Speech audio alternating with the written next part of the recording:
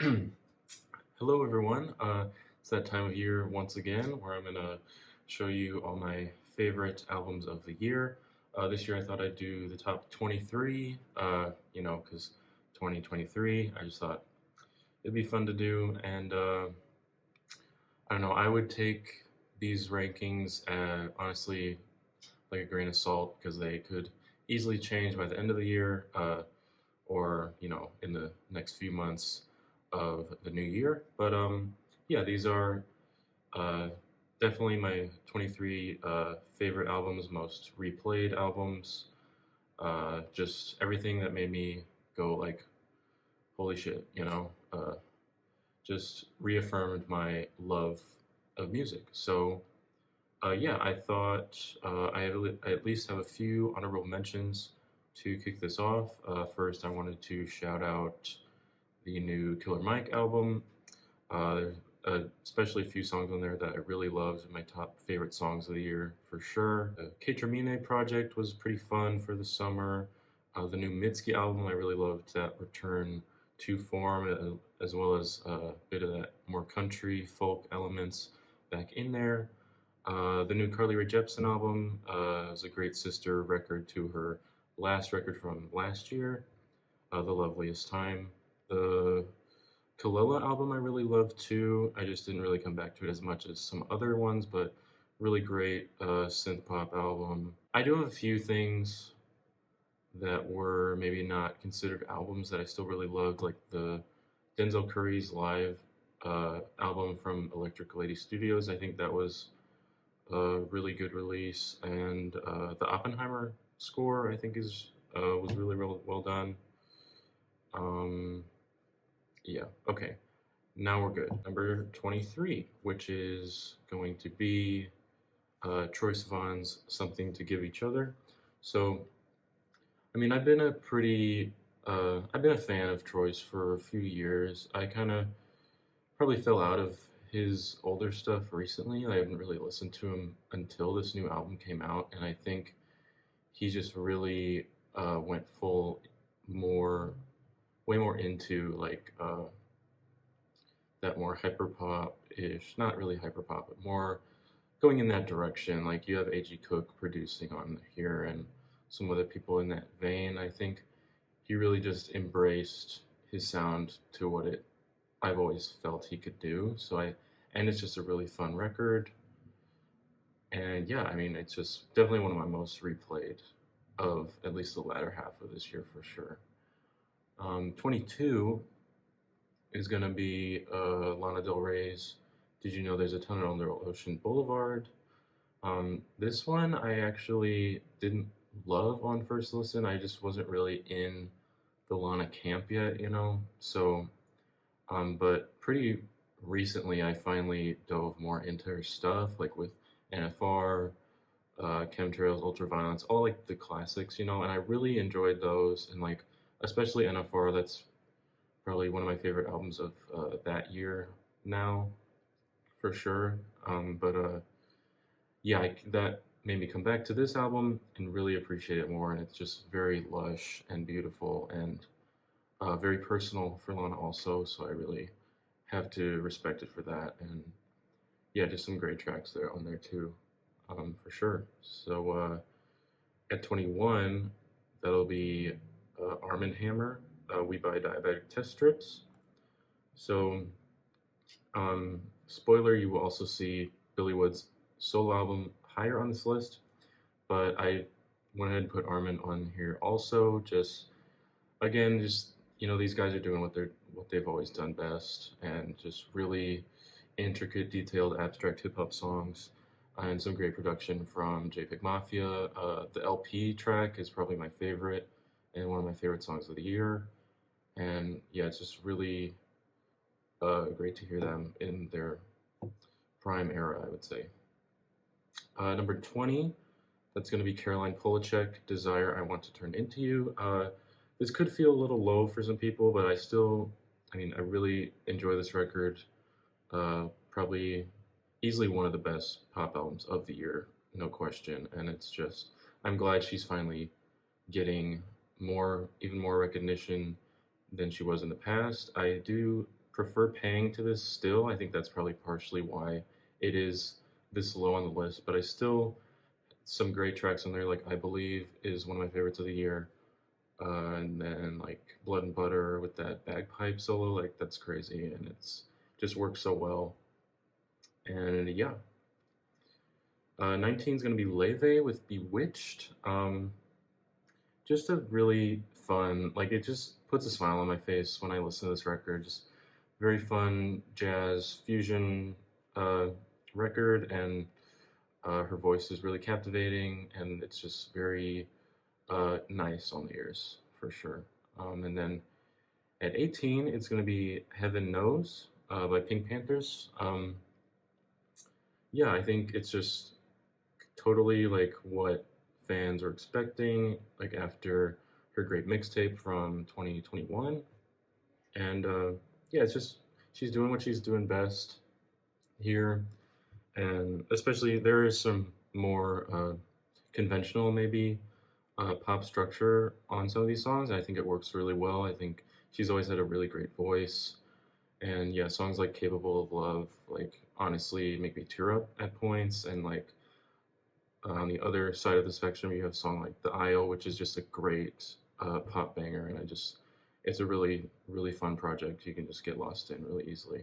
But 17, I put Nas with his two releases he had this year with Magic 1. No, not Magic 1. Magic 2 and Magic 3. So, yeah, again, it's just Nas doing great things with Hit Boy. And, like, sure, it might not be as grandiose or as, like, detailed and focused as, like, something like A King's Disease. But there's still really great hip hop projects and, like, still one of the best of the year because it's, like, you know, I mean, it's not, so you can't really go wrong with that. But at 16, probably one of the biggest shifts in any genre this year, it's going to be Lil Yachty with Let's Start Here. One, he's just had a great run this year, even besides this album. Like, he's got great singles, like the one with J. Cole was really good, and like the Strike Holster was a big hit, stuff like that. But this album really just showed you that I mean, he's here for the long run. He wasn't just like some fluke, you know. He really came into his own way more, I think. And yeah, I think what I wrote here is if you were to tell me in 2023 Lil Yachty would have a career resurgence while Kanye would be shunned from society, I probably would have laughed in your face, but that is pretty much what happened. And yeah, it's just a great reinvention. You know, he's got elements from Tame Impala, Pink Floyd, all that psychedelic shit that I honestly grew up on a lot. So it's just really refreshing to see a rapper of all people make an album like this, and it sounded actually really good and well thought out. Like you can tell he really cared about this. So yeah, it's a great record. 15, this is going to be Billy Wood's solo record with Kenny Siegel, Maps. What I said is really, it's like the Call Me If You Get Lost of underground and abstract hip hop, because what Billy is talking about on this album is like the tour lifestyle, how he's become more famous, and just dealing with that fame, and also his like personal stuff he usually talks about on these albums. And yeah, I haven't actually listened to their first collab. That's probably on the list though after hearing this and just how good it is. And I especially loved the track with Danny Brown, Year Zero. I think that's a great one. And FaceTime with Samuel T. Herring is also great. Yeah, just a really, I mean, if you're into abstract hip hop like at all, you easily have to listen to this, I would say. At 14, we have Glorious Game by Black Thought and L. Michaels Affair.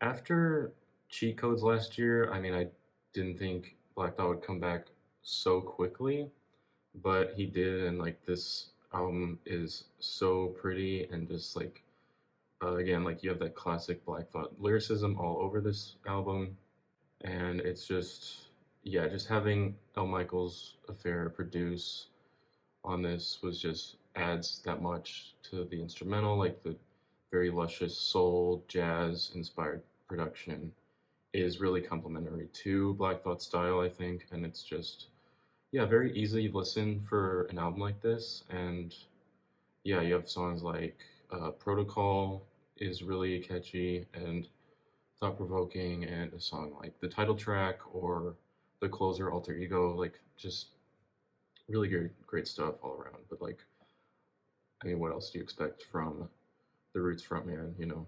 But yeah, 13, another one that grew on me a little bit over the year, but it is Foo Fighters, But Here We Are.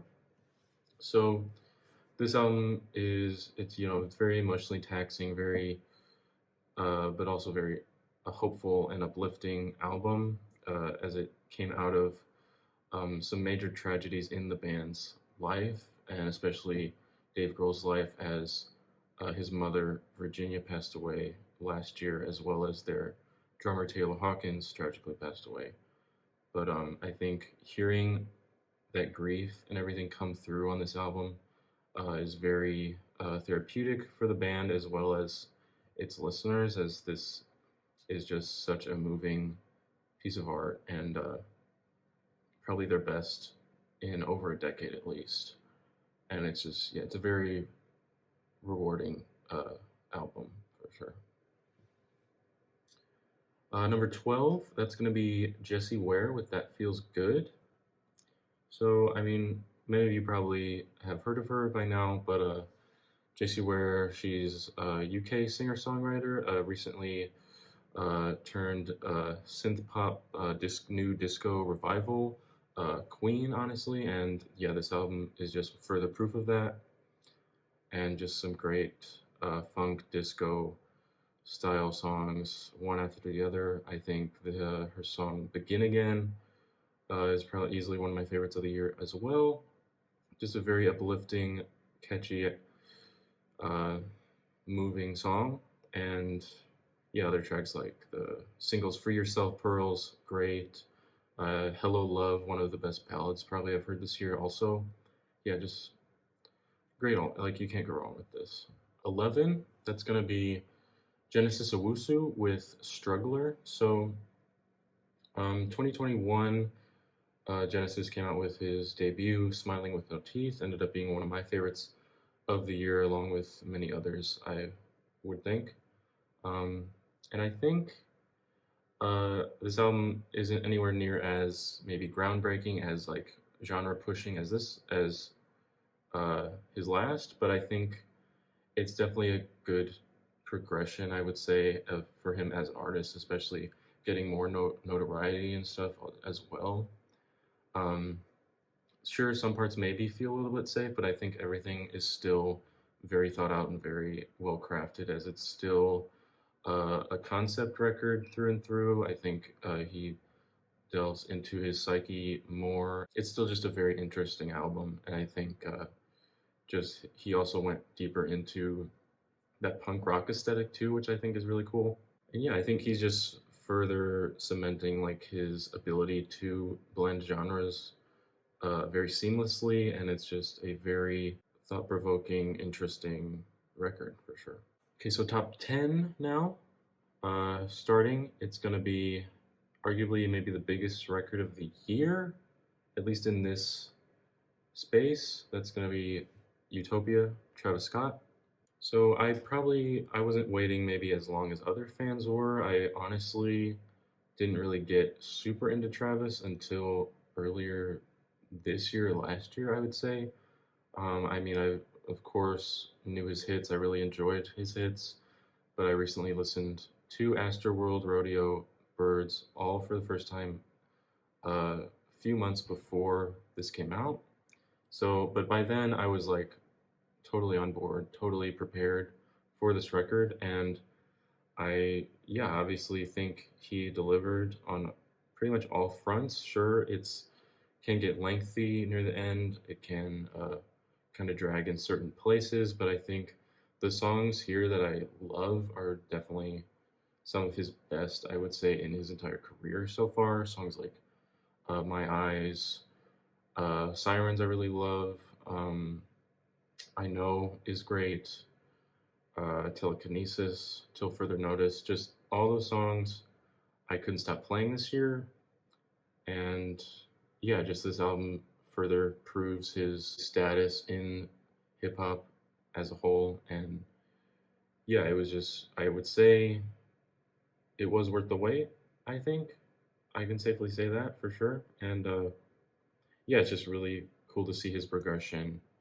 And yeah, I think just further cement himself and build on what his predecessors kind of started, like with a Kanye or a uh, Future or whatever you want to say. But like, yeah, it's just very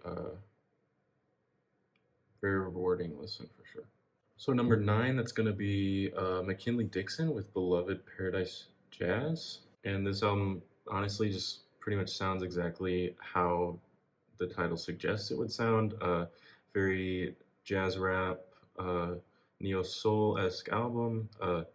Just smooth all around. The production is fantastic on this whole thing. Very brief also, so it's like really easy to get into, easy to enjoy. Songs like Run, Run, Run, another one of my favorites of the year, Live from the Kitchen Table, and like the closing title track, all just luscious, mesmerizing jazz rap songs. Number 8 is going to be Paris, Texas with Midair. Another one I wasn't really too familiar with these guys before, but I think just hearing all the praise it was getting, I was like, okay, this is interesting enough. I have to check it out. And yeah, I mean, I was pretty much blown away on first listen. Just totally goes all over the place, but in the best way. Just totally like insane, like punk, rap, alternative hip hop, etc. You know, just they try to put everything they can into this record, and you can tell. I would say if you're fans of like Brockhampton style rap or something like IDK, you know, they kind of cover all those bases. And yeah, just probably the most fun I've had with an album this year, at least on first listen and like first few listens for sure. And apparently, the guy who plays Richie on The Bear loves this also, so that's always a plus. Number 7, that's going to be 100 gecs with 10,000 gecs. Um, Again, I think I was always aware of these guys, you know, going into this record. I think this was probably the first full length I'd heard from them, though, when this came out this year, because I was like, okay, I have to know what's like going on. I think I listened to a few of these singles and I was like, okay, this is pretty cool. I'm gonna check this out. And I mean, yeah, it's everything you could have really hoped for after the wait. I did obviously go back to 1,000 gecs after this, but I think this project is even better. I think they go more experimental in like a more heavy in your face type of sound with this also hyperpop sound that they've been doing for so long. And yeah, I think it's just again super fun album, super wacky in your face album, but I think they really pulled it off. At number 6, that's gonna be Sampha's Lahai. So another one, it took many years for this to come out, but I think this 6-year wait after process was definitely worth it. I think Sampha has grown in every way you could imagine. I think having, you know, everything that went into this album's creation, like I know him having a daughter was a big impact on this record's sound and record's lyricism, and just him growing into himself more as an artist. I think it just all pays off in dividends here. And yeah, songs like Suspended and Spirit 2.0, of course. Even a song like What If You Hypnotize Me, all beautiful songs in their own unique ways. And I think having the plethora of guests he had also contributed a lot to the album's sound and creation. And it's just a beautiful album, which leads me to my number 5 spot, which is Javelin by Sufjan Stevens. Probably the most beautiful album I heard this year, with its subject matter and production all around.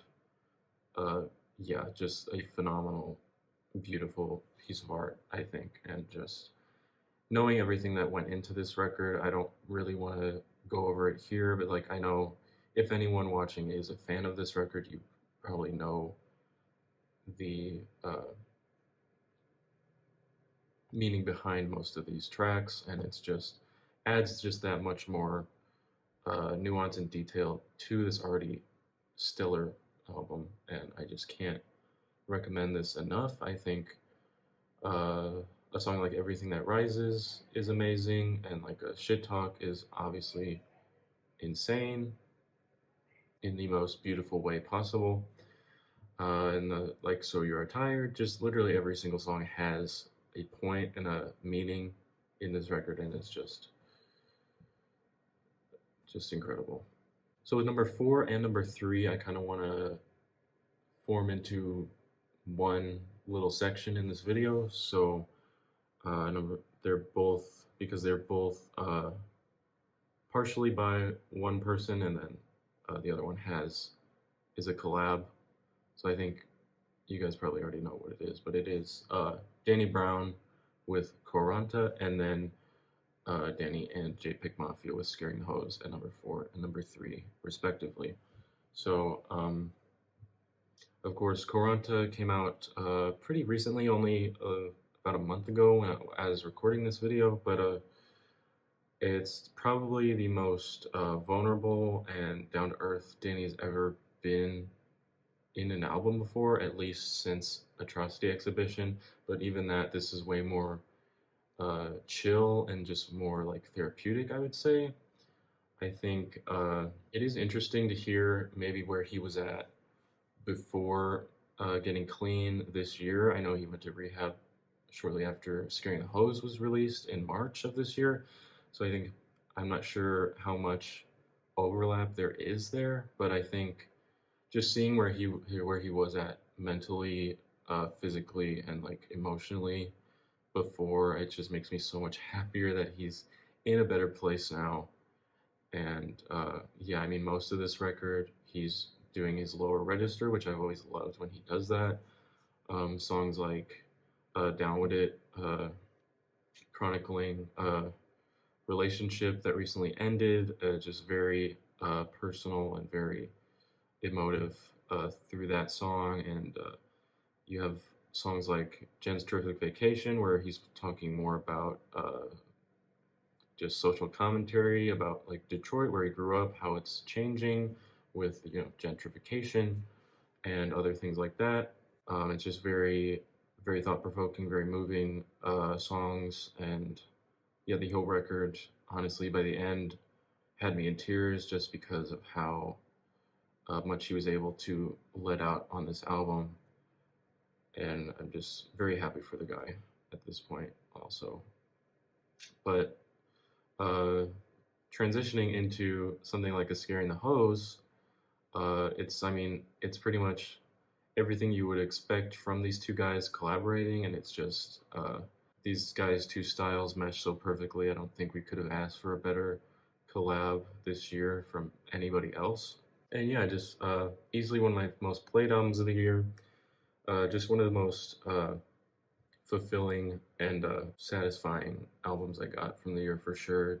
Songs like, I mean, they're all amazing in their own right, I would say, but songs like the title track, Step a Pig is one that grew me a lot, Fentanyl Tester, Perfect, of course, God Loves You, just banger after banger. And if you just, again, are into anything like this industrial, I almost want to say like hyper hip hop, because that's kind of what it is, especially on this album specifically. But yeah, industrial, abstract, experimental hip hop for sure. Just if you haven't listened to this, I don't know what you're doing. Number 2, that's gonna be a band that I have just continuously been impressed by their honestly 2-decade almost 2 decade extending career at this point. They've managed to every time just get more creative, more ambitious. That's going to be Paramore with This Is Why. This Is Why is just the perfect example of why Paramore has been able to stay relevant. I would say after all these years, this album takes more inspiration from post-punk and aspects of pop dance that their last record, After Laughter, was so accustomed to. Like many of their contemporaries, Hayley Williams and co. have been able to evolve with the times and not just stick to the sounds and trends of when they first came onto the scene. This makes them so much more interesting and exciting to continue to root for, and this is why is easily the best rock album of this year, if not the decade so far, I would say. And yeah, just songs like Thick Skull, Liar, Running Out of Time, Figure Eight, probably especially. Again, like top 3 song of the year for me is Figure Eight is. But yeah, just super fun and just super like it just makes me happy that these guys are still making music like this, especially the crazy career that they've had. But yeah, so that leads me to my number 1. And I mean, no beating around the bush. I mean, you guys who follow my reviews on, say, Album of the Year, wherever else, probably see this coming. And just me being a fan of this guy for so long, it just makes me happy to call this my number 1 album of this year. And that's going to be Playing Robots into Heaven by James Blake. I think this is easily just the most satisfying, gratifying album I've heard this year. Just Blake going completely full circle, like with his career with this record, is just really cool to see, like culminating a lot of that newer singer-songwriter pop stuff he's been doing recently with like Assume Form, Friends That Break Your Heart, and kind of meshing that with his older stuff from his early EPs, from the self-titled records, stuff like that, the more electronic breakbeat style roots. It just makes for a great record, a great listening experience. You know, part of this album could have you dancing in the club and rising up into heaven the next, you know, all or all at the same time. It's just, yeah, nothing defined my 2023 quite like this album did, and I just hope James is able to amaze me for years to come after this. And yeah, I think the song Loading is probably my favorite song of the year. Other songs like Tell Me, Fire the Editor, and even the closing title track, just that ascending melody, it literally makes you want to like go levitate in the sky, you know, like that meme or whatever. Sorry. Probably could have ended this video better, but yeah, that's gonna be it for this. Thanks for watching if you made it this far. And yeah, I'll see you in the next one, I guess. See ya.